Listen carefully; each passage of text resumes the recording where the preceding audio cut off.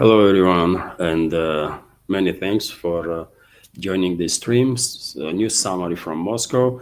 Program first update for 27th of October, Monday. Now it's 11 o'clock in the morning, Moscow time. And as always, I have prepared quite a number of news on some major developments, and hopefully you will find news segment informative and useful. And if so, dear friends, please like the video and leave some commentary. This might help to deal with the algorithm, and maybe with your helper, this video will reach wider audience.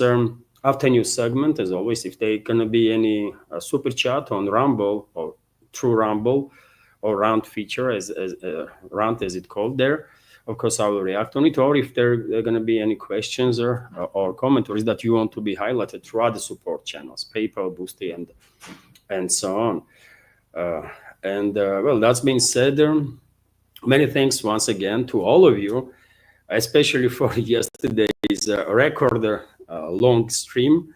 We had a good community chat, isn't it, yesterday? And it was a 4-hour stream, by the way. After stream, for about an hour, by the way, and I'm not exaggerating, for about an hour, I was just walking around like a zombie because it was quite exhausting, but nevertheless, it was also great to have this good conversation. So thank you all, dear friends, and many thanks, of course, to everyone who supported the project, who supported my work. Yesterday was a big community chat and fundraising stream, of course. So thank you all. That's been said, dear friends. Let's start the news segment now. And first news that I want to share with you is this one from RIA Novosti, which is based on the latest update of Defense Ministry about work of Russian air defense systems on duty overnight. And the report is that 190 drones that was launched by Kyiv regime with assistance of NATO to strike deep into Russia was intercepted by Russian air defense. I can give you specifics on that. 47 drones were intercepted over the Bryansk region, 42 drones over the Kaluga region, 40 drones over the Moscow region, including 34 drones from this 40 that was directed towards the capital of the Russian Federation, Moscow. One of the largest attempt or biggest attempt of Kyiv regime and NATO to strike Russian capital with the drones.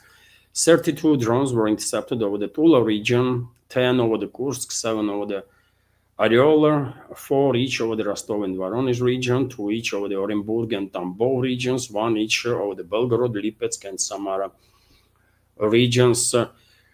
In response, Russian armed forces also conducted retaliatory strikes on military and logistical infrastructure of the Kyiv regime, energy infrastructure. Also, unfortunately, quite a large scale attack on Russian Federation, quite a vast geography of these attacks. And we all understand that these attacks will continue until we will finalize special military operation, until we will demilitarize and denazify this Western-backed terrorist regime in Kiev, and until we will force globalists, neocons, and their puppet regimes all over the Western world to basically face the reality, acknowledge that they lost this proxy war that they are waging against Russia for many, many years. And once we will force them to capitulate, then this terrorist attacks on Russia will end. Meanwhile, dear friends, I just mentioned that Russia is conducting retaliatory long-range strikes too. And when it comes to long-range, Russia definitely is among very few countries that definitely has these long-range capabilities on its own without any assistance from elsewhere. And on this matter, even though I shared information yesterday during the community chatter, in case now new members are joining the stream or members that were not that did not have the opportunity to watch yesterday's video, I will repeat that tests of Russian long-range nuclear-powered cruise missile Burevestnik was conducted successfully, or finalized basically successfully. Latest tester was done on 21st of October. This nuclear-powered missile, Burevestnik, that's the name of it, flew about 14,000 kilometers. It was in air, by the way, for 14 hours or something like that, around 14 hours, because it has this nuclear power source. It has unlimited range, basically. It has an unlimited range and can stay, theoretically speaking, can stay in air for months and months on end.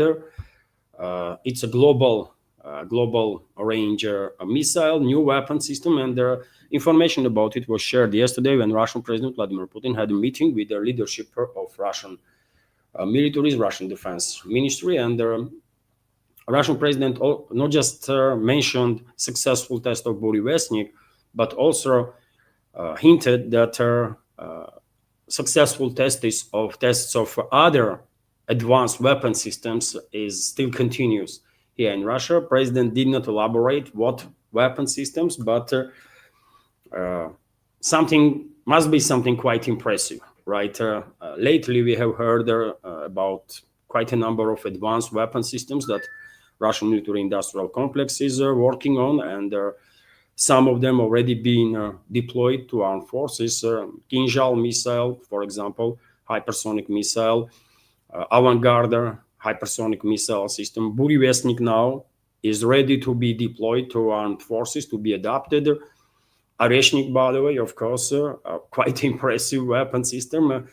We have heard some information about Russian nuclear underwater autonomous vehicle, Poseidon, so-called, which carries allegedly from 100 megaton warhead to some channels are speculating it might have even 400 megaton.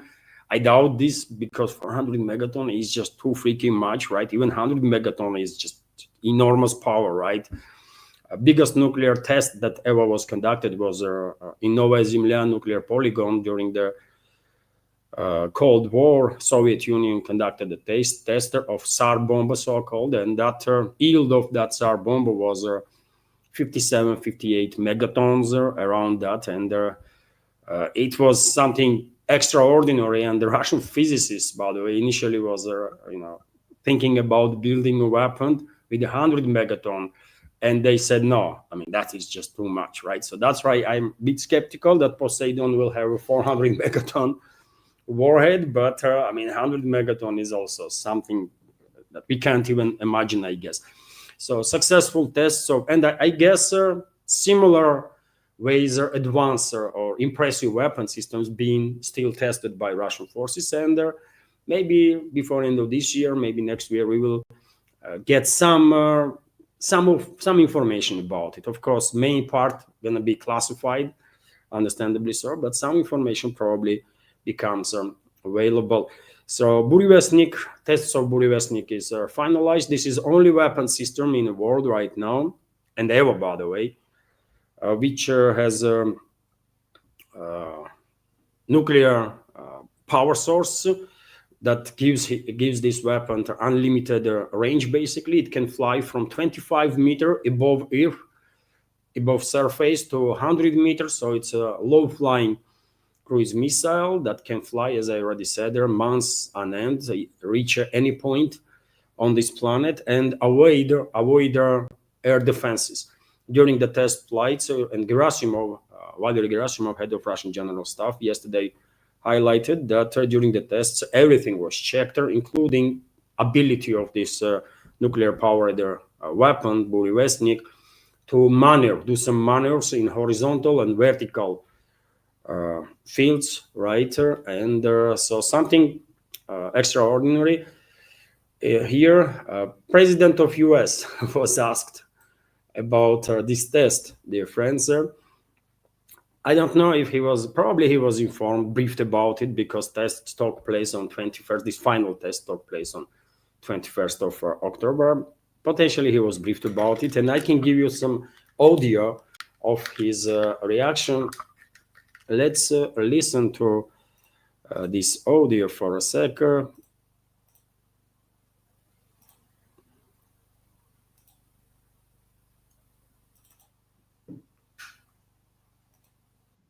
said this week that they've tested a new missile that can go more than 8,000 miles. Is that saber rattling for you? What is it? What is that? They know we have a nuclear submarine, the greatest in the world, right off their shores. So, I mean, it doesn't have to go 8,000 miles. And they're not playing games with us. We're not playing games with them either. We test missiles all the time, but, you know, we do have a submarine, a nuclear submarine. We don't need to go 8,000 miles.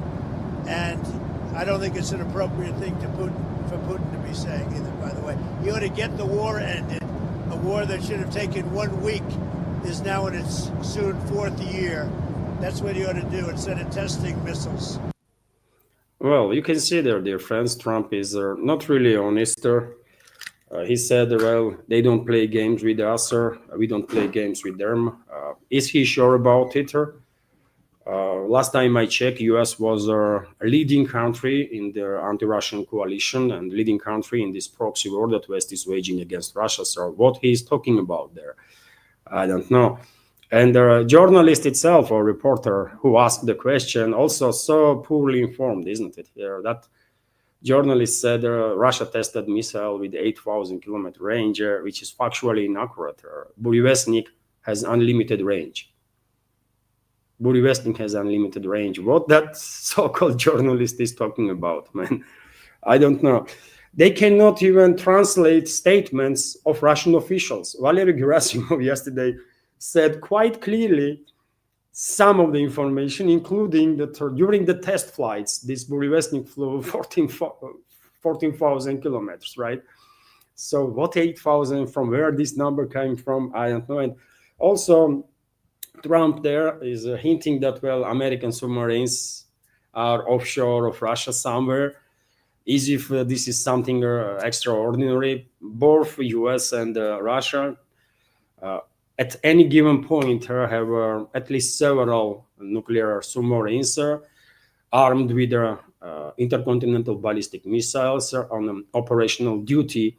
Their location is classified, of course, and maybe Trump was briefed not to talk about nuclear submarines being deployed, but seems like he don't care because it's inappropriate. It's inappropriate. You are not saying nothing new for anyone. We all know that US have constantly 2, 3, potentially 4 nuclear subs somewhere in Arctic, around Arctic, possibly because or somewhere else, by the way. And we have also, Russia also have several nuclear submarines at any given time in some locations, right? Just in case order comes and they will have to launch those intercontinental ballistic missiles. But anyways, Trump probably was not happy to hear about successful finalization of tests of this weapon system. Probably he was briefed about it by his inner circle, right? Anyways, I will say good success with this Burevestnik on Russian part. Although this is of course not all. When it comes to long-range weapon systems, US definitely is one of the countries that also has maybe all the generation, all the type, but nevertheless capable and dangerous long-range weapon systems. And I'm not just talking about Tomahawk cruise missiles, by the way. Obviously, US has much more capable weapons, actually, and much more dangerous. Trump mentioned nuclear sub there, isn't it? And those subs are armed with Trident 3 and intercontinental ballistic missiles that each carries 10 or more than 10 nuclear warheads, right? So Tomahawk is nothing compared to those MBRs, as Russia also has, by the way, as you know, Sinyva and Bulava, Russian intercontinental ballistic missiles that are stationed on Russian nuclear submarines are no any less capable than American missiles. And US was trying to replace Trident for quite a while now, and seems like they're struggling to come up with a new missile.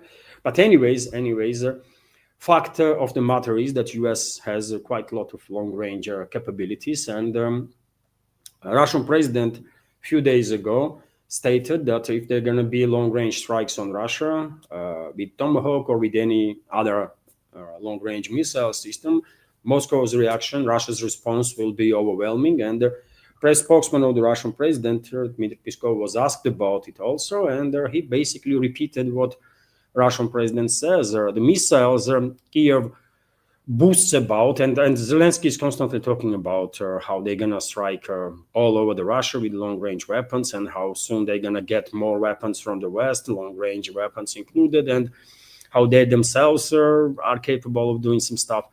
So Peskov was asked about it, and let me give you his commentaries. Or missiles Kiev is bragging about, or could be British, German, Italian, or any other kind. Stated Russian President's press secretary Dmitry Peskov. He answered the question about whether the missiles that the Kiev regime boasts about are repainted British missiles. They could be British, they could be German, they could be Italian, or whatever. Peskov told the Russia One TV journalist Pavel Zarubin. Peskov noted also that Kiev regime itself is unlikely to be able to produce missiles on its own at this time, and some key components in those missiles, even some of those are assembled on Kiev-controlled territory. These key components are coming from the NATO countries anyways, and he went to say that Russian position is very clear on this matter. Russian president was quite direct when he said that if these long-range strikes with missiles take place, Russia will retaliate with overwhelming force, whatever that means. Dear friends, we can speculate what Putin was meaning. We just don't know. We will see, because unfortunately,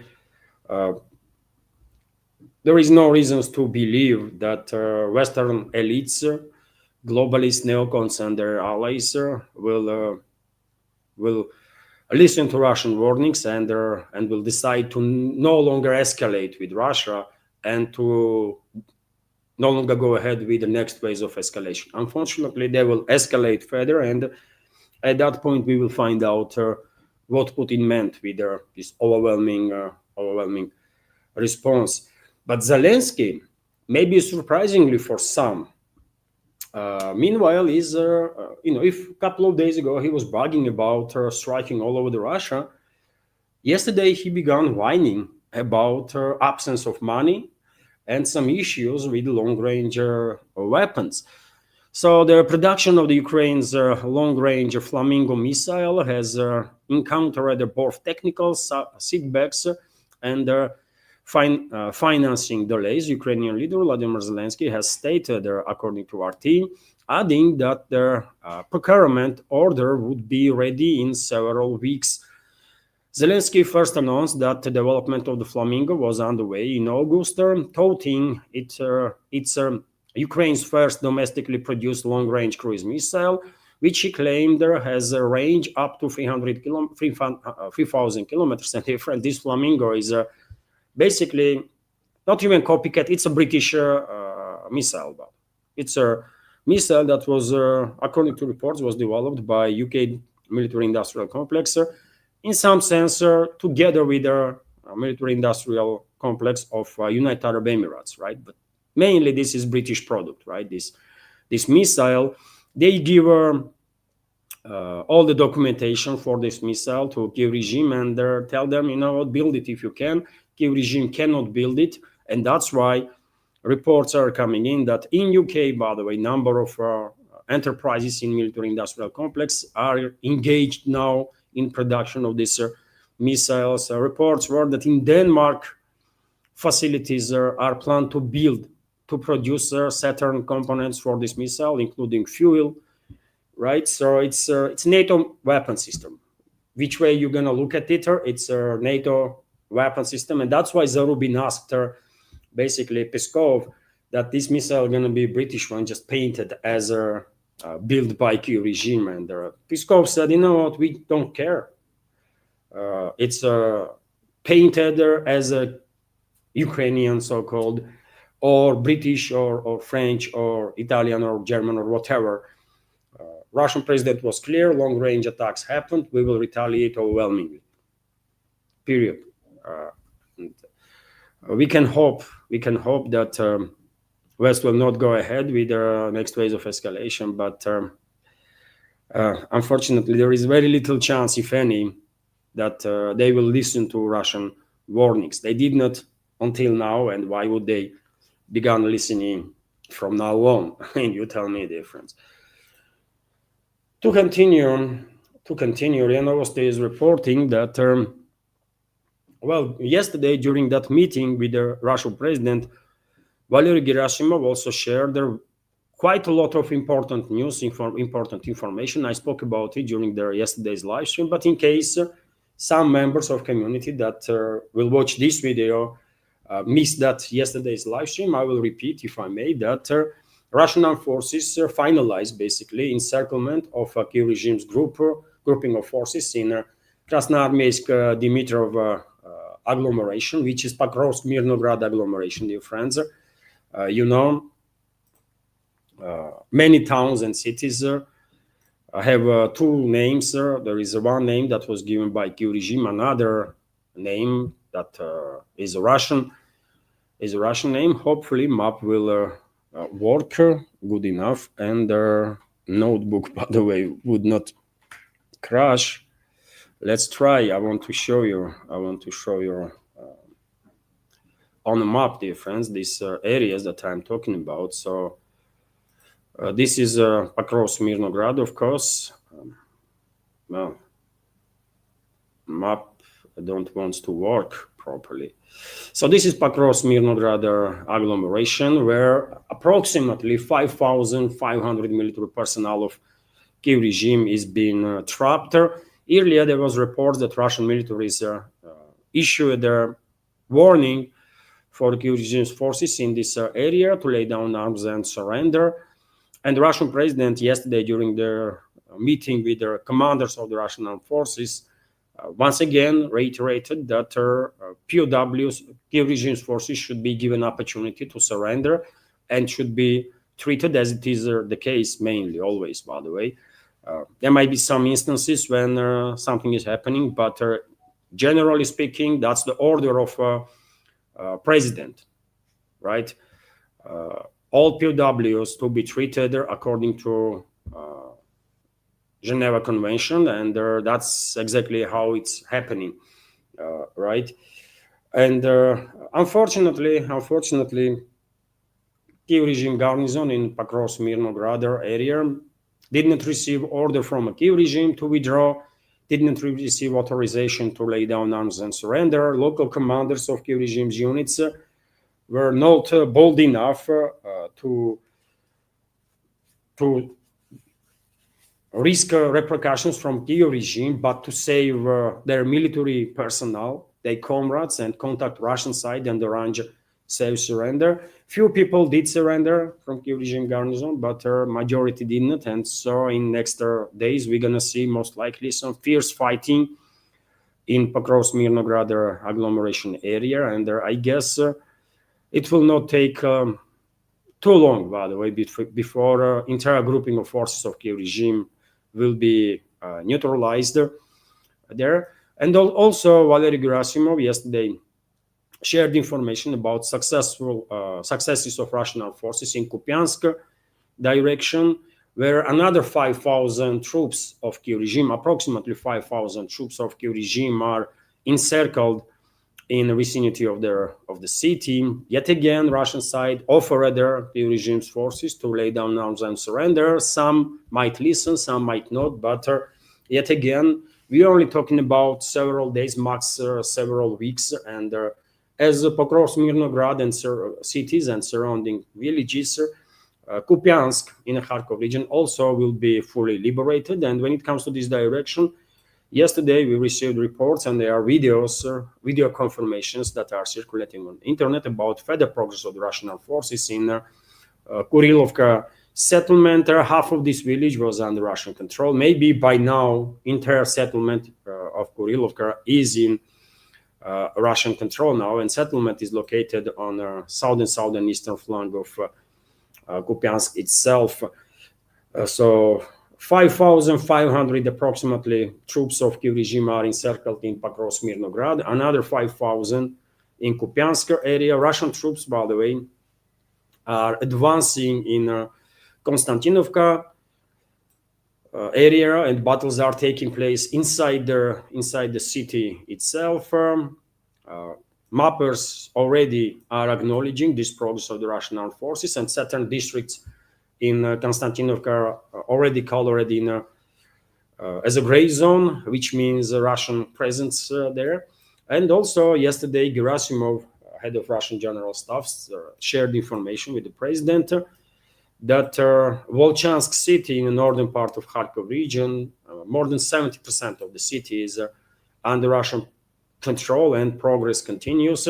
I guess in next several days, maximum several weeks, we will receive information about some major developments on the line of contact when Russian Defense Ministry will confirm full liberation of Volchansk, full liberation of Kupiansk, full liberation of Pokrovsk, also Mirnograd, and it will not take long before Russian troops will liberate Liman, by the way, and Seversk, and of course Konstantinovka will follow.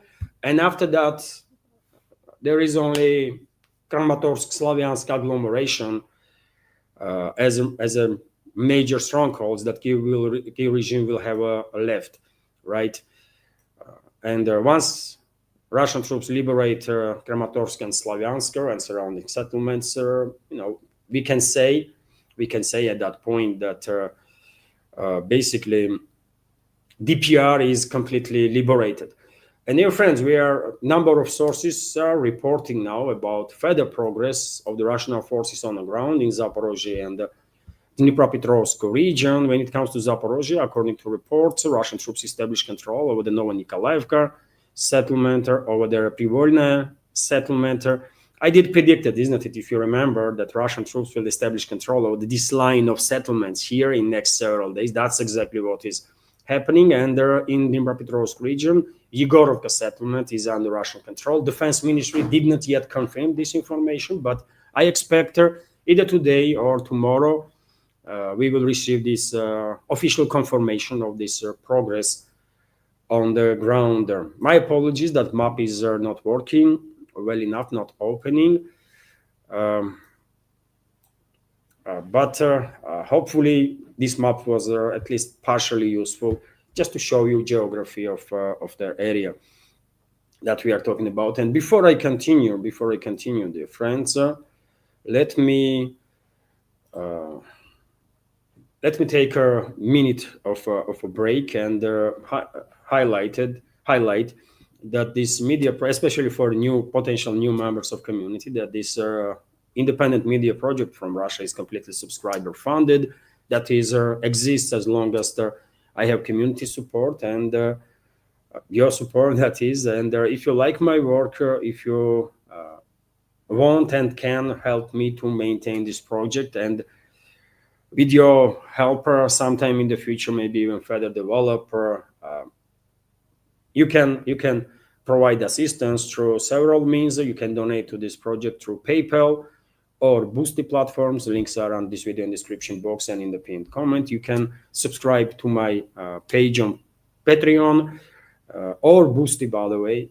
I'm sharing extra content always on both these platforms, both my channels on Patreon and Boosty, as my thank to members of community that choose to support her on regular basis through Patreon and Boosty. You can choose your level of monthly support there, dear friends. It starts from $5 and it's up to you then level that you can choose. 5, 10, 20, 50, 100.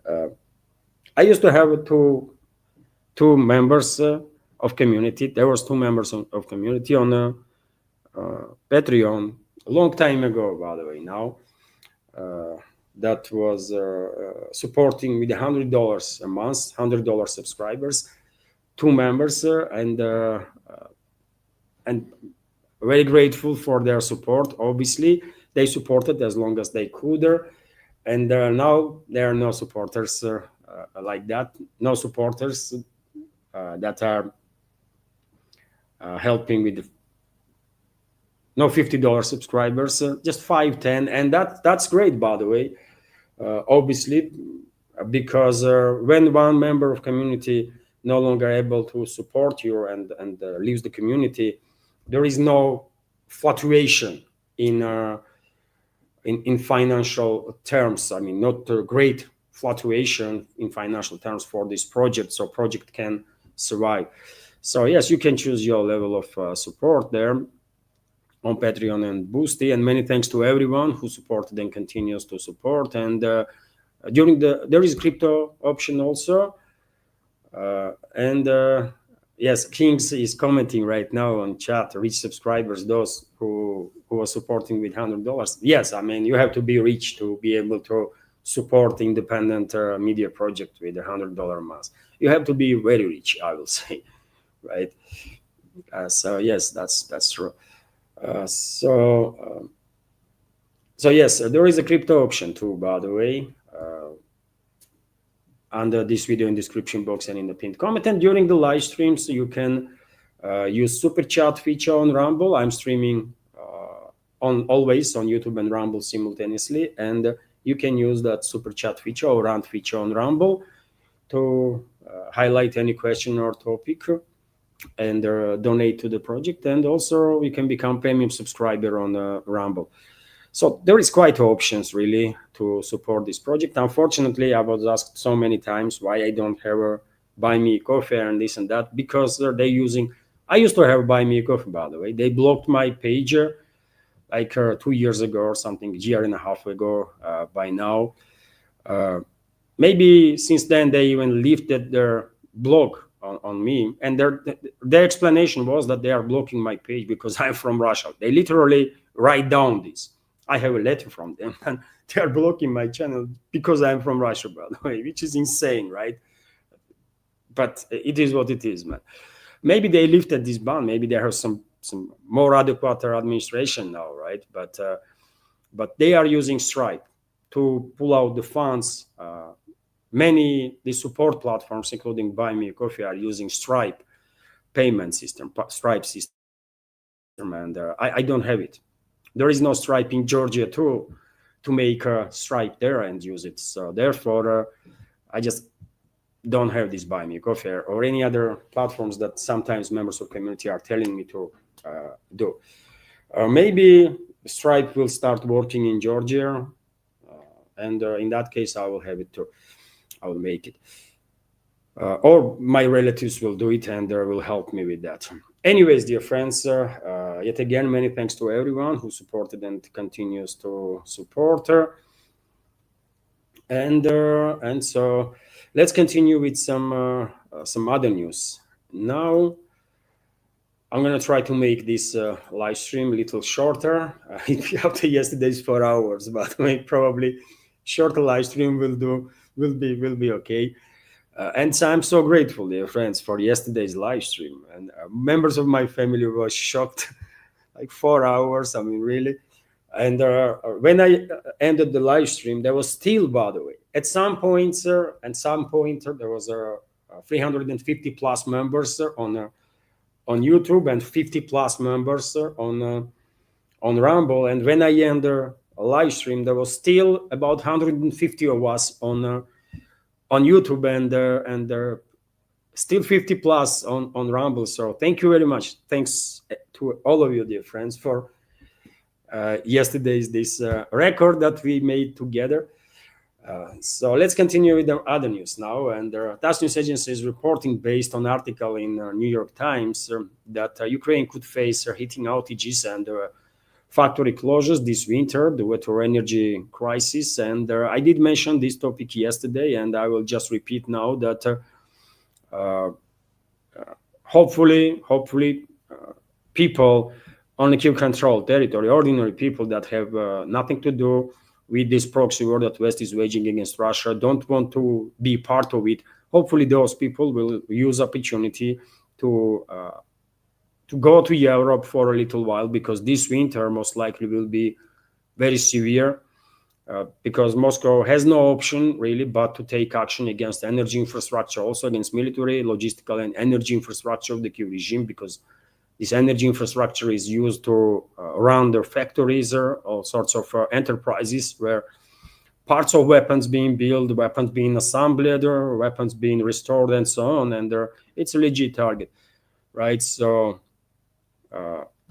people, especially people that live in cities, they should deliver this visa-free opportunity to go to Europe and stay there for at least spring, right? Because winter gonna be severe. New York Times rarely writes truth, but this time they are probably on point that next winter gonna be very difficult, not just for Kyiv regime's military-industrial complex. New York Times is more focused on that, but I am focused on ordinary people. So in order to avoid some struggle, will be better if citizens of this former Soviet Republic move to Europe for a couple of months, and when weather becomes warmer, they can come back. You can imagine how difficult it's going to be to live in a city if there is no electricity, if there is no heating, right? In a winter, by the way. I mean, can you imagine you living on the 15th floor? There is no electricity, and you have to go down and up through stairs every time. If you are younger, okay, you can do it, maybe no big deal. But if you are, in age, it's gonna be, very difficult. And therefore, I hope many people, majority of people, especially in cities, by the way, in villages you can live. By the way, in villages it's a different lifestyle. But in cities, hopefully more people will decide to move to Europe for a couple of months. And I'm quite sure EU countries will provide them with shelter and whatever is necessary, as they should, because this proxy war is waged by them, by Western countries. So let them pay to these people for everything that they bring upon residents of Kyiv-controlled territory. So yes, New York Times is writing about difficulties that Kyiv regime might, and people and everything and everyone might face on Kyiv-controlled territory this winter. Let me give you some details. Residents of Ukraine may face heating outages this winter, and factories might be unable to cope with the rising electricity prices and be forced to close. According to New York Times, it's not just about electricity prices, it's about electricity in general. There might be no electricity, right? In many areas already, outages are happening every day in different parts of Kyiv-controlled territory. The publication also notes that several cities have already postponed turning on the central heating in residential buildings due to gas shortages. Prolonged gas and electricity outages could prompt more Ukrainians to emigrate, further weakening the country's economy, the newspaper adds.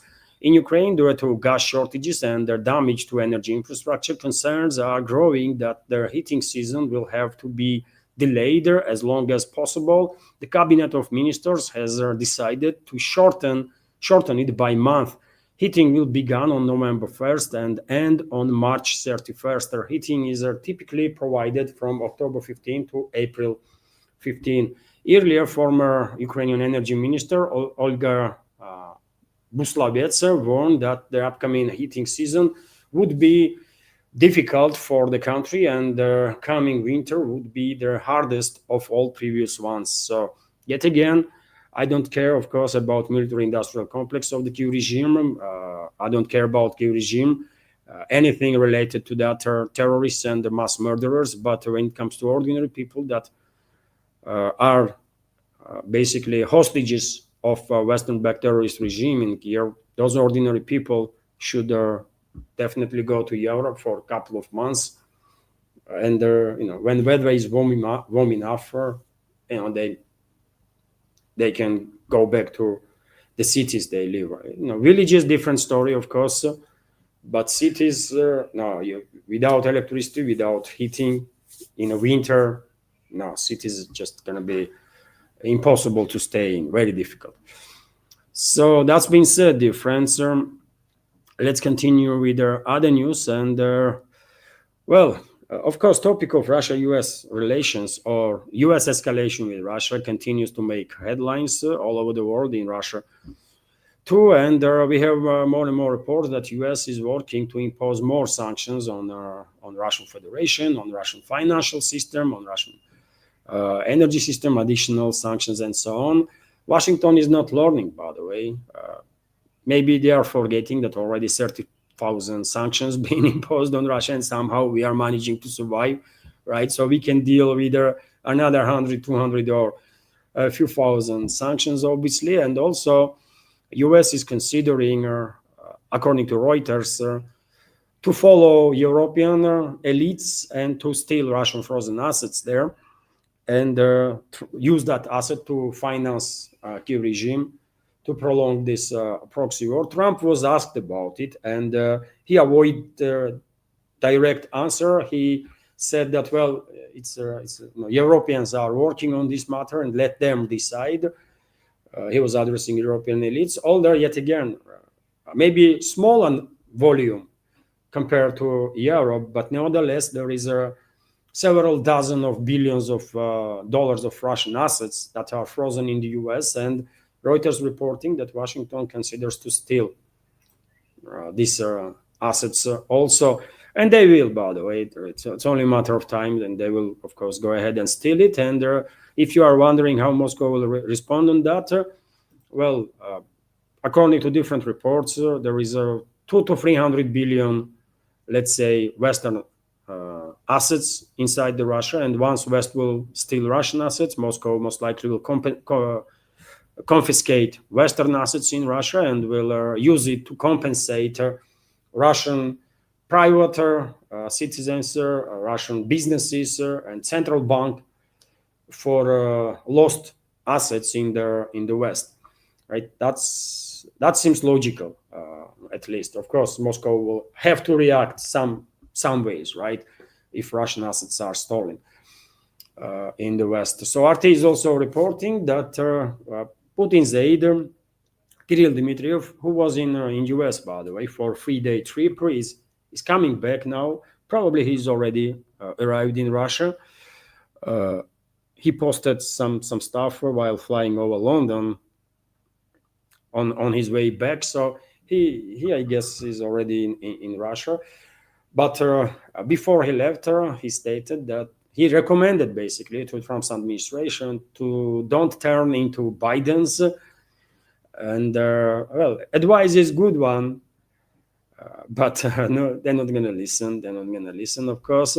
The administration of the US President Donald Trump should avoid turning into the Bidens by following the same misguided and failed policies that have already proven futile in relations with the Russia. President Vladimir Putin's aide, Kirill Dmitriev, has stated. Dmitriev made the remarks during a visit to the US on Friday, which comes just days after Washington announced new sanctions on Russia targeting oil giants Rosneft and Lukoil. The presidential aide described the measures as unfriendly steps, insisting that the language of pressure does not work with Russia. These actions resemble the strategy employed by former President Joe Biden, Dmitriev said, warning Trump administration against repeating an approach that has already failed. And we have quote here: sanctions and unfriendly measures will have no impact on the Russian economy. They will only lead to growing prices at the United States gas stations because the prices are already going up. Factually accurate statement, by the way. We will convey to our American colleagues that they must not become the Bidens, must not follow their false, completely wrong and their failed approaches of Biden and his administration, Dmitriev said. And as I already shared with you, dear friends, Dmitriev is most likely already in Russia, and his trip, even though I can understand what he was trying to do, what Russian leadership was trying to do while authorizing Dmitriev to travel to Washington. Of course, it does make all the sense, by the way, if Moscow and Washington somehow find a common ground, and if Washington would pull out US from this proxy war against Russia. But unfortunately, this is not happening, and Dmitriev's visit to US was largely a failure, I will argue, right? And I think this was the last attempt. From Moscow to reach out to Washington. From now on, I guess we will see change of attitude from Moscow. Of course, Russian leadership will stay polite, diplomatic, for sure, but they will not be proactive in terms of talking to their American colleagues, because, well, I guess everyone has realized by now that it's just pointless. And Dmitriev himself advised Trump's administration not to turn into Biden's. Why? Because they clearly are Biden 2.0 now, isn't it? And why is that? Because no matter who is in the White House, by the way, US political system is built in a way that no matter for whom you vote, no matter who is in the White House, policies stays the same. Policies are formed by shadow groups, shadow influential groups, right, that are pulling the strings. And those groups did not went anywhere, right? Those groups were pulling the strings during the Biden's administration and forming their policies of US, including in regards to Russia, all these anti-Russian policies. And very same people, very same groups are in charge now too, and pulling the strings, right? And that's why, despite change in the White House from Biden to Trump, US policy did not really change, right? US was a hostile and is a hostile. US was leading the charge against Russia in this proxy war that West is waging, and the US continues to lead this proxy war. That's how it is, right? And well, Russian side had to try. I can understand this. Russian leadership had to try to test at least, right? Situation in Washington, just to make sure that we try everything. Right? And after this largely failed trip of Dmitriev to Washington, I guess there will be no more proactive steps from Russia to communicate with the US. If they want to talk to Russian side, okay, I guess someone will answer here, but I don't think Moscow will be proactive anymore. Rightfully so, by the way. There is no point to talk to Trump. There is no point to talk to anybody from Trump's administration, because, yet again, shadow forces, we can call them neocons, deep state, globalists, Zionists, whatever they are. They are not interested in the escalation. That's it, right? Although, as I said, Russian attitude most likely will change after this failed trip of, and I think it was failure, by the way. I mean, Dmitriev himself may don't think that way, or the Russian leadership, but I think it was a largely failed meeting. There was some positivity too, because Dmitriev went to give an interview to a number of TV channels, number of media outlets in the West, and it is good, obviously, that audience of those media outlets had the opportunity to listen to Russian prospects, right? Russian view of major developments in this world, including Ukrainian crisis, including Russia-US relationships, and so on. So there was some positivity, undoubtedly. But when it comes to dialogue between officials, I mean, leadership of Russia and US, there was no breakthrough. And I was not really expecting any breakthrough to happen. I guess Dmitriev did not even had a meeting with Witkov, if I'm correct. I have not seen no reports that he was greeted by Witkov even. Nothing to be said about Trump, by the way. I mean, when Dmitriev arrived in Washington, same day or day after Trump left for Malaysia, isn't it, where ASEAN summit was held. But anyways, even if attitude of Moscow will change towards Washington, and it will, I think, as I said, you would not notice it much in statements of Russian political leadership. They will still maintain diplomatic language, polite language, and that's what Lavrov is demonstrating. For example, when he spoke about Russia-US relations yesterday, and let me give you some information about it. So at the Leaders Summit in Alaska, Russian President Vladimir Putin confirmed his readiness to work toward the settlement in Ukraine based on the concept proposed by the United States. This was stated by Foreign Minister of Russian Federation, Sergei Lavrov, in an interview with the YouTube channel Ultra Hang. I'm not familiar with this channel, by the way. I don't even know what this is. I have to check it. It must be a big channel, isn't it? If a foreign minister is giving interview to the channel, must be something big.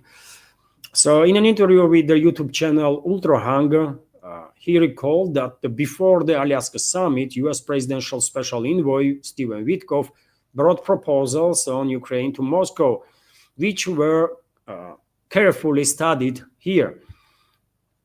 Russian President Vladimir Putin reiterated in detail every element of the concept Witkoff brought forward and asked him, since he was present at the negotiations in Anchorage, is this correct? Is this so? Everything was confirmed. After this, President Putin stated that Russia is ready to accept their concept and move forward in practical terms on their proposed basis. The Russian foreign minister noted. He added that there was no direct response. The parties agreed to take a break to consider their proposals. Subsequently, US President Donald Trump discussed the concept with Washington's Western European allies, and the Russian leader discussed it with Russia's neighbors, partners, and allies.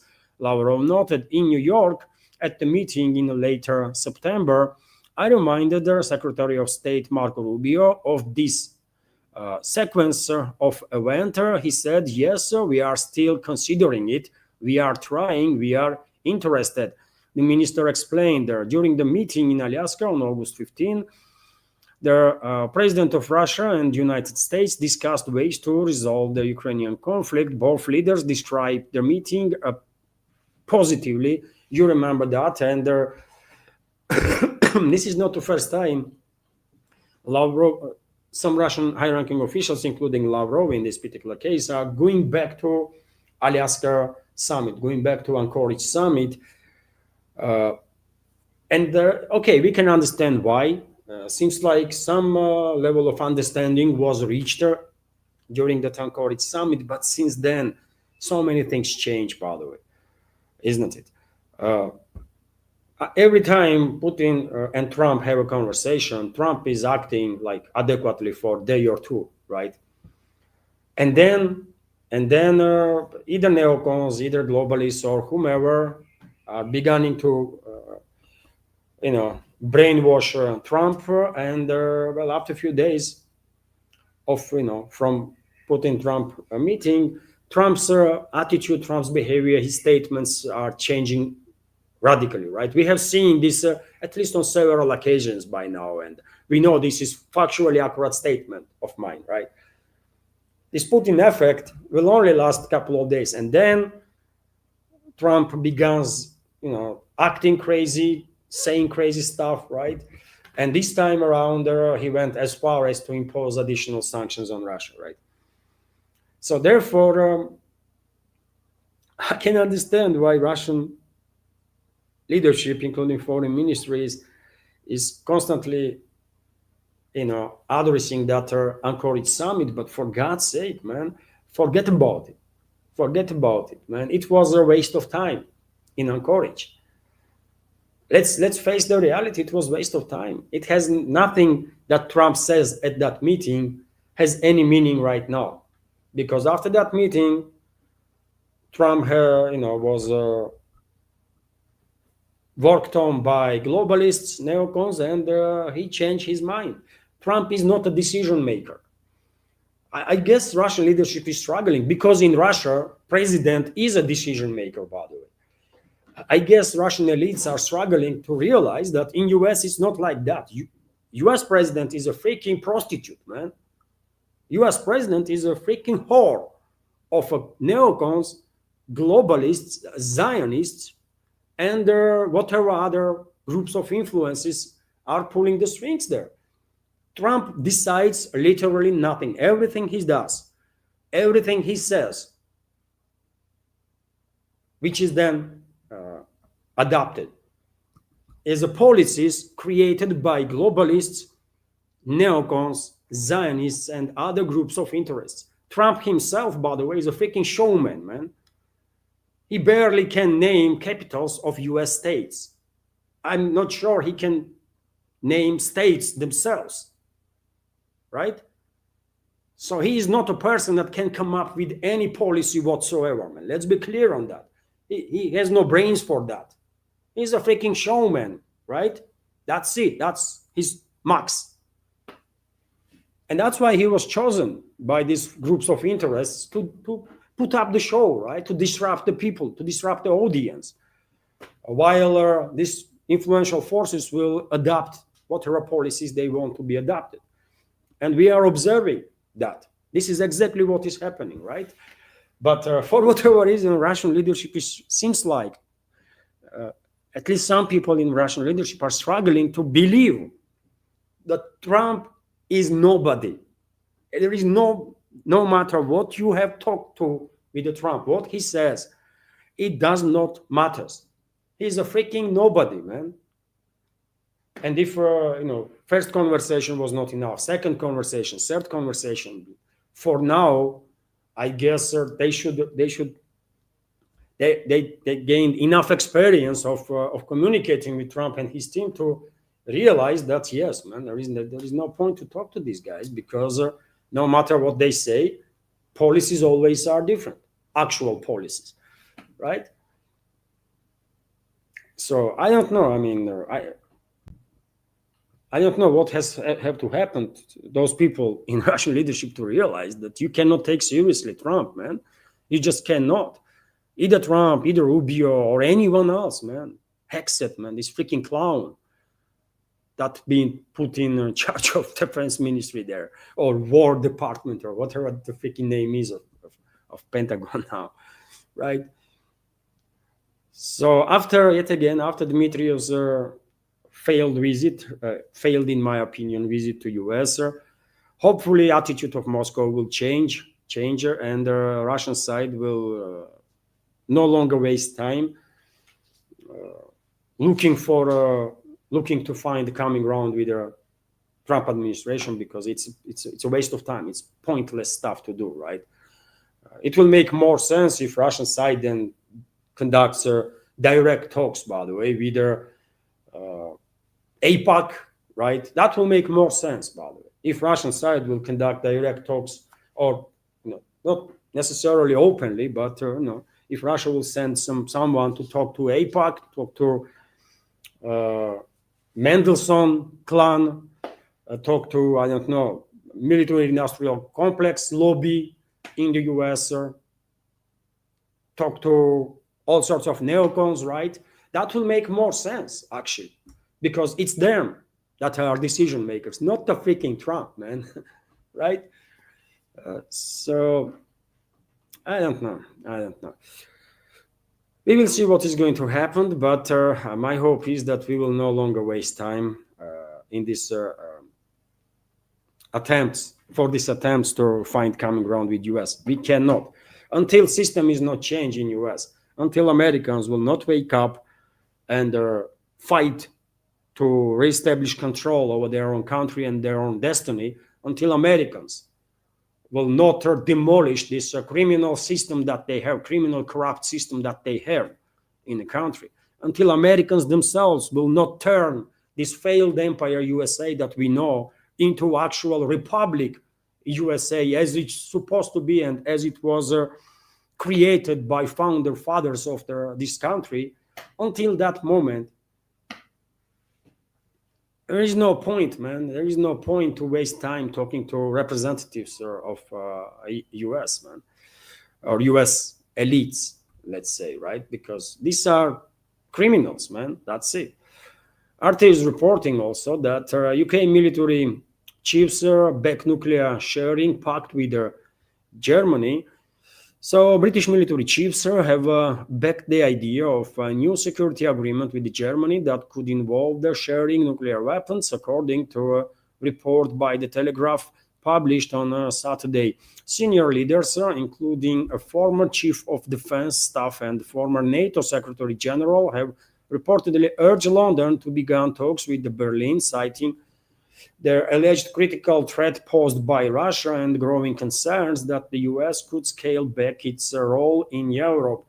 US is not scaling back nothing.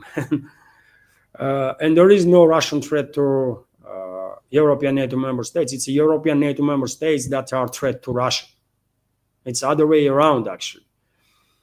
Germany, which is prohibited from developing nuclear weapons, and it's not just Germany, no country is allowed, formally at least, to have nuclear weapons, except countries that already have, right? Germany, which is prohibited from developing nuclear weapons, is already in strategic discussions with Paris and joining France's nuclear umbrella. Chancellor Friedrich Merz, who Russia has accused of escalating an anti-Russian rhetoric literally every day, has indicated he would be open to exploring a similar arrangement with the UK Prime Minister Keir Starmer, according to their paper. All through the Telegraph sources insist that the formal talks between London and Berlin have not yet taken place.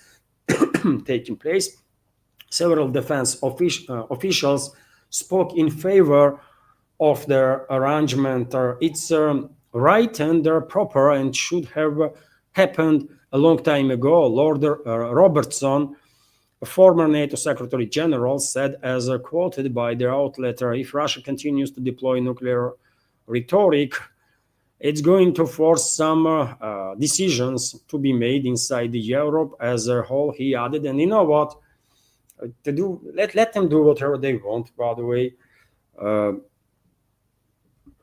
I think UK and France should not be allowed to have a nuclear weapon, personally. And if it ever comes to the point when Russia will retaliate on these countries for their acts of war, that France and UK, for example, are committing against Russia, literally on a daily basis, if it comes to Russian retaliatory strikes, my hope is that Russia will denuclearize these countries with the first strike. I know Russian militaries are well capable to take out all the nuclear assets of the France and UK. It's only a matter of literally 30 minutes, right? Literally 30 minutes. If Putin gives order to Russian militaries right now, it's at 12:06, right, p.m.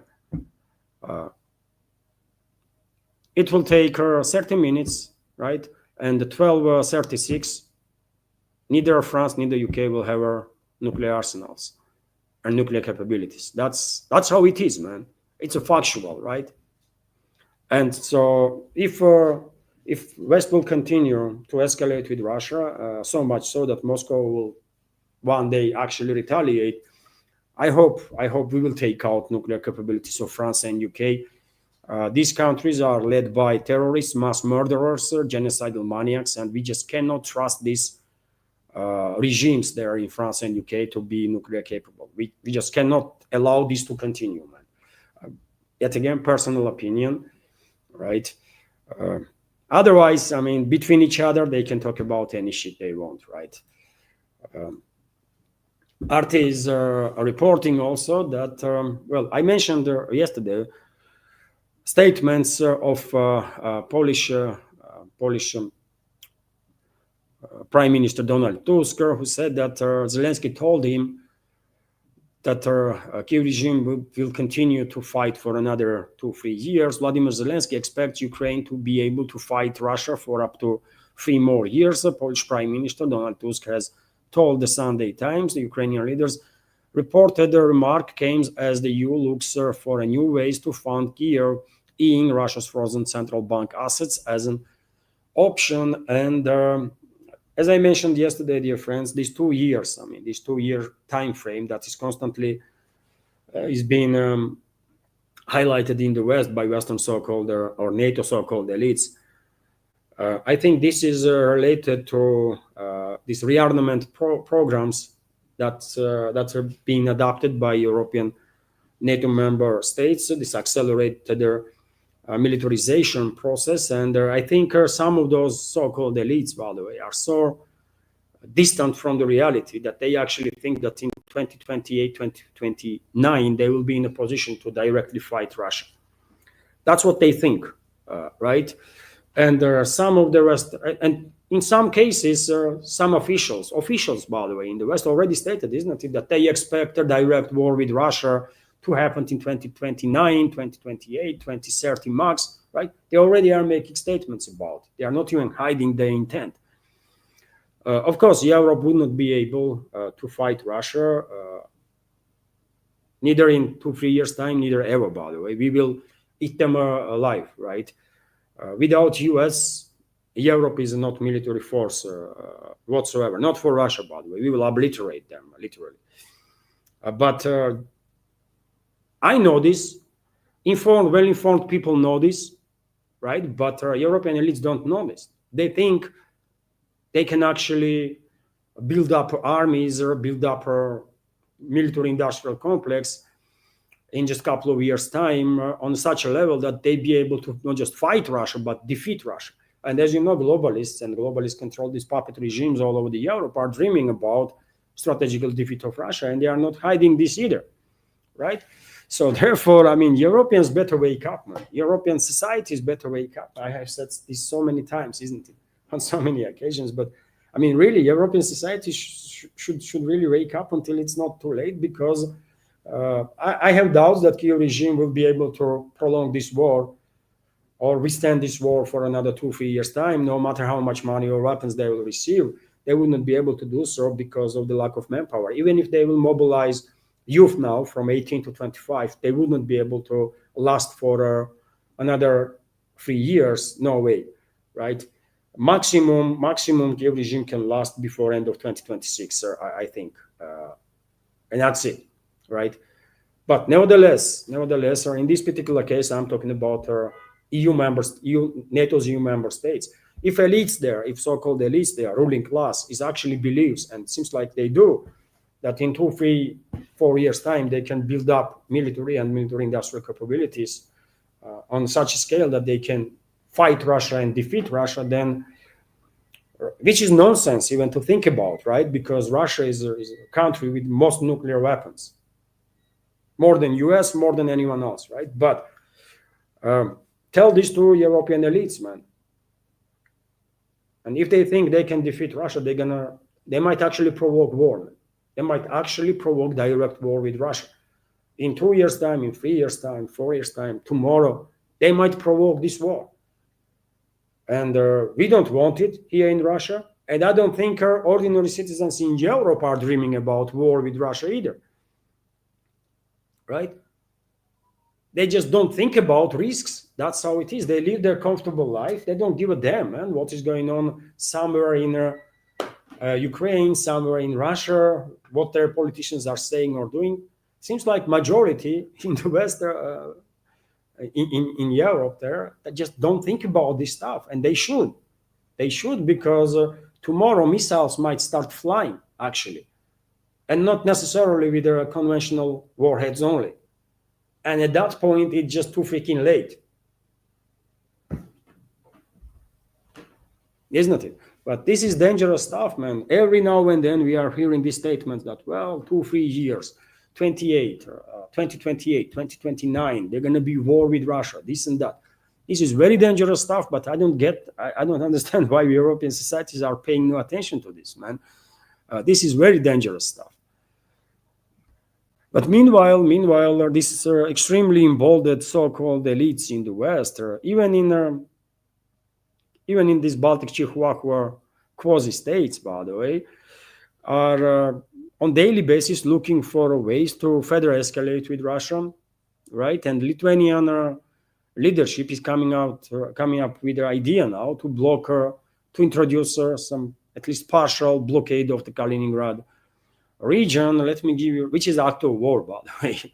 Let's be clear on that. This will be act of war, but let me share the information. So Lithuanian President Gitanas Nausėda proposed permanently closing the border with Belarus or restricting the transit of Russian goods to Kaliningrad. Lithuanian President's press service reported in connection with the repeated cases of launching weather balloons containing contraband. The President of Lithuania proposed considering the idea of restricting transit to Kaliningrad and closing the border with Belarus. I mean, how inadequate those people are, can you imagine? Because of the balloons. Some people, by the way, that do some contraband, they use balloons, right? And they send mainly cigarettes, by the way. Cigarettes in Belarus, cigarettes in Russia cost less than, maybe twice, 3 times less than in Europe, right? And or EU, in EU countries. And it's for them, for these smugglers, it's a good business, I guess, right? They make some good buck on that, smuggling these thousands of boxes of cigarettes, and they are using balloons for that, weather balloons, right? And sometimes these weather balloons end up in areas of area of airport, right? And those airports are shut down due to this stuff. But this is air, by the way. This is weather balloons that travel through air, and this mentally ill element that is called President of Lithuania is saying that they're going to shut down ground border, by the way, with Belarus, and block Russian goods to reach Kaliningrad because of the weather balloons. And that's how they're going to contain these weather balloons. What is the idea behind this, right? This is, they're not even trying, by the way, to come up with some more or less sensible justification of their actions. They just don't care. They are shutting down ground border and fighting weather balloons by this. Okay, man. Okay, this might work only in the West, by the way. This is, that's the level of degeneration of the Western elites, man. That's all I can say, right? But if Lithuania actually will go ahead and introduce... and they have no rights, by the way. There is agreement in place, and Lithuania have to allow transit of Russian goods to Kaliningrad, right? To Russian exclave. And this agreement between Russia and Lithuania is based on international norms, right? We are not at war, not officially at least, right? And Lithuania cannot shut down transit of Russian goods to Lithuania. That would be act of war. And maybe that's exactly what they want. Maybe that's exactly what London wants, right? Of course, Lithuania would not say even a single word, by the way, without being authorized by London, right? And, because the Kyiv regime is running out of manpower, by the way, maybe globalists, and their main force in the globalist movement is, of course, British aristocracy, British political class. Maybe those globalists under the leadership of London are now picking which other people of which other country they're gonna, or quasi-state, they're gonna sacrifice next. Could be Lithuania, could be Latvia, could be Estonia, could be all 3 of them. Maybe even Finland. Maybe even Finland, by the way, right? Because there were some very dodgy moves in regards to Finland lately, and we are observing these developments, right? So people that are left on this on territory of these Baltic Chihuahuas, Lithuania, Latvia, Estonia, they should migrate, by the way, somewhere in Europe until London began sacrificing them. Only, London should keep in mind that there is not that many young people left in those quasi-states anyways, right? So it would not really work for globalists. They can provoke war, of course. They can provoke military confrontation with Russia while using these criminal regimes in Estonia, Latvia, and Estonia. But there is not that much manpower there, really, right? Because all majority of young people from I don't know, 18 to up to 40, 45. Majority of them are already in Europe, by the way, and most of them are in England or in UK, right? So this might not work. Out of desperation, nevertheless, out of desperation, globalists might go ahead with their and sacrifice these Baltic Chihuahuas, man, and force them to do some crazy stuff against Russia, conduct some military provocations, acts of war on which Russia will have to react, right? Maybe that's what they want. Also, globalists will easily sacrifice Romania and Poland. And when I say Romania, I mean Moldova too, right? Because Moldova is already divided, and Romania has, not officially, but Romanian elites, of course, do have a claim on parts of Romania, and Romanian officials and politicians are not even hiding that they want to reestablish control over that part of the territory. So that's maybe that's what is happening, and that's this information about statement of Lithuanian president that they're gonna impose some sort of a blockade on Kaliningrad is related to this attempt or plan of the globalists, first of all, London, to sacrifice now people of other quasi-states too in this war that West is waging against Russia. Maybe case, man. Maybe case, because this is act of war. If Lithuania goes ahead and does this, this is act of war, man. And when it comes to wars, by the way, well, of course, we have to mention US too. Country that is always leading the charge in all these wars that West is waging in past decades. And US Senator Lindsey Graham hints that US might kill Venezuela's President Maduro. US might take him out. I have a short video, dear friends, of his statements. Let me share with you. Let me share with you this video.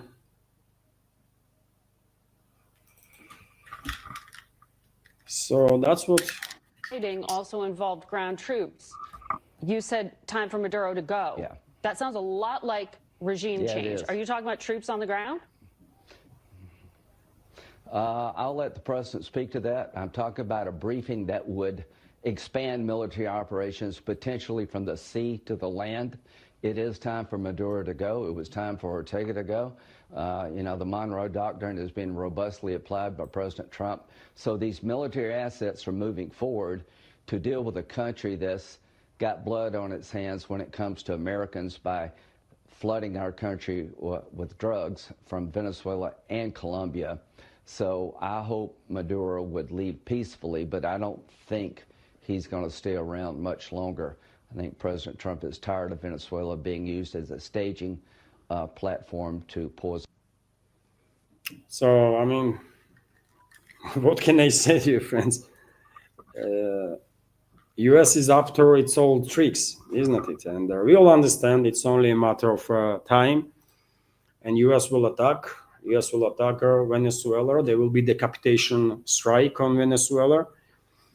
And as I said in previous updates, if people of Venezuela will fight, I don't think US militaries are in a position to defeat people of Venezuela. If Venezuelan people will choose to, if people of Venezuela will not fight, by the way, then US will have an easy walk all over their country. It all depends on the people. If Venezuelans gonna fight, they will receive all the necessary support from friends of Venezuela, from many countries worldwide, from many groups, many influential groups that can provide intelligence, weapons, everything needed to fight back. Not for Maduro's regime, by the way, but for independence of the Venezuela, to stay free, right? not to be enslaved by US. But yet again, it's a decision of people of Venezuela. If they decide to stay out of the conflict, or to let the US do whatever they want, then okay, that's going to be their decision anyways, right? So it is what it is. But clearly, decapitation strike on Venezuela is in preparations. US officials are not even hiding this no more, and it might take a day or two, it might take a week or two, and we will see US being engaged in another war. And as you notice, dear friends, there, Lindsey Graham, US Senator, hinted also about escalation with Colombia. So maybe US will, who knows, man? US is led by such insane people that they might actually take decapitation strike on both countries, on Venezuela and on Colombia simultaneously. Who knows, man? I mean, when you're talking about US leadership, ruling class in US, neocons, deep state, intelligence community, all sorts of interest groups, energy sector, military industrial complex. I mean, they are insane, man. They are absolutely insane and capable of any level of atrocity. They prove it many times, right? So therefore, none of us should be surprised if Washington will actually go ahead and strike not just Venezuela but Colombia too. And in recent days, we clearly see escalation between Washington and Bogota. Let's continue. A few more news, dear friends, and that's about it for this news segment. So, possible date of a meeting between Chinese leader Xi Jinping and US President Donald Trump is being revealed. It's might be October 30. US President already left Malaysia, where he was participating in an ASEAN summit. That was a plan, at least, right? And he left for Japan. He will have a meeting with new Japanese Prime Minister. First time Japan has a female Prime Minister who expressed willingness to normalize relationships with Russia, sort of, and reach a peace agreement, which would be good. But yet again, until there is a US occupation forces in Japan, I don't think Moscow and Tokyo will manage to reach a peace agreement. But nevertheless, US President left for Japan, and from Japan he will travel to South Korea, where he's going to be on October 30, and the Chinese leader will be there on October 32. And let's see if two will meet. At this particular point, I don't really see reasons why should Chinese leaders waste time talking to Donald Trump, for very same reasons that I don't see any reason why the Russian president should waste time with talking to Donald Trump or anyone from his administration. Trump is not a decision maker. Trump is a talking head of all sorts of groups of interests in the US, right? And it will make much more sense for Moscow and for Beijing if they will be engaged in direct or indirect talks with those groups, not with these freaking nobodies, right? Either from White House or State Department or elsewhere. But anyways, maybe this is just part of a game that you have to meet with a representative of US political class, deep state. And in that case, yeah, okay, maybe Xi Jinping will meet him, but I don't think there is any chances that we will see the escalation between US and China anytime soon or ever, right? Not before US being reclaimed by its own citizens.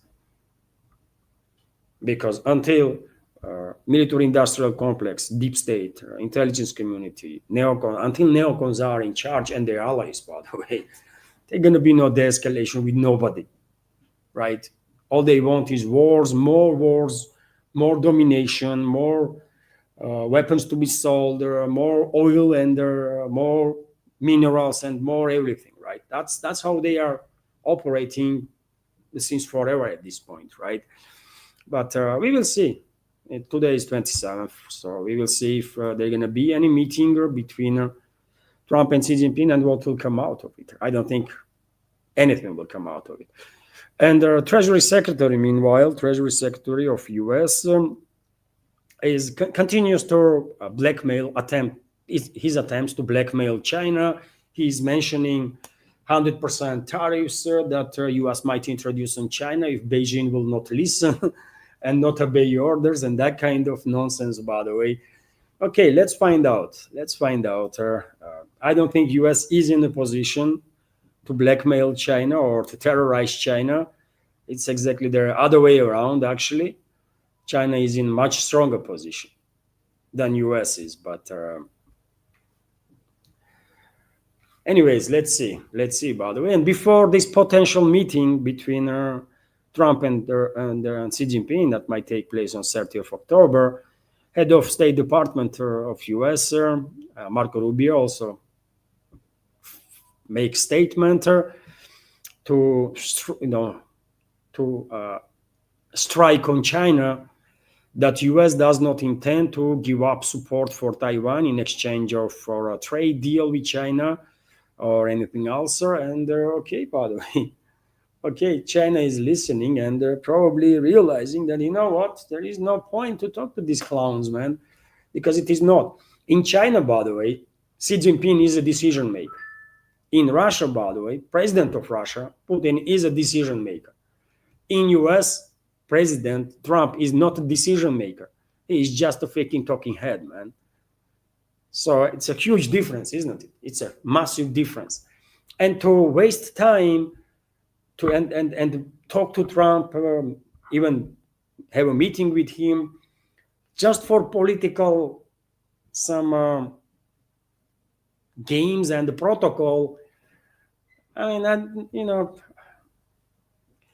okay, they can do it, but it's a waste of time. It's useless stuff because no matter what, you might have a great talk. Trump is entertained. He was working in entertainment, isn't it? So in private conversation, he might be quite entertaining, actually, right? He's a showman. So conversation with him, in some sense, right? You're not gonna have an intellectual, deep conversation with Trump because his brain is not built for that. But you can be entertained while talking to him.